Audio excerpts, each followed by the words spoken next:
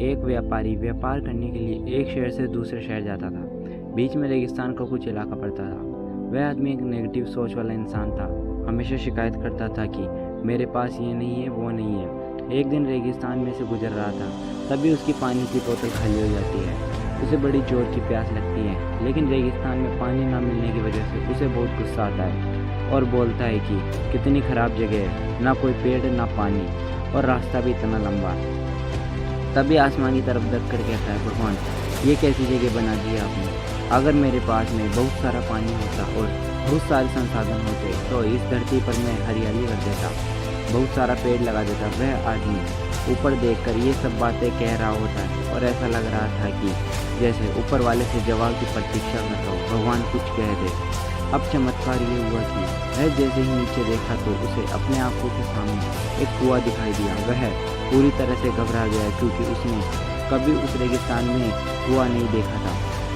कुएं के पास गया और देखा कुआं पूरी तरह पानी से भरा हुआ है, परंतु वह नेगेटिव सोच वाला था और हमेशा शिकायत करता था। और फिर से आसमान की तरफ देखते हुए बोला, भगवान पानी से भरा हुआ कुआं तो दे दिया, लेकिन पानी निकालूंगा कैसे। तो इस बार वह जब नीचे देखा तो फिर से चमत्कार हुआ।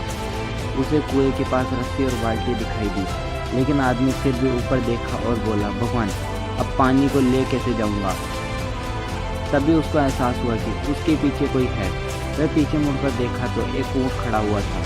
वह पूरी तरह से घबरा गया, सोचने लगा कि ये तो सच में होने लगा। मैं तो बातों बातों में कह रहा था, अब मुझे इस जगह पर हरियाली करनी पड़ेगी और पेड़ लगाने पड़ेंगे। आदमी को कुआं, बाल्टी और रस्सी मिल गई, पानी ले जाने के लिए ऊँट भी मिल गया। उसने सोचा यह तो गड़बड़ हो गया।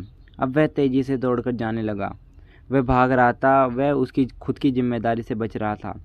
तभी एक कागज़ उड़ते हुए आया और उसके शरीर से चिपक गया।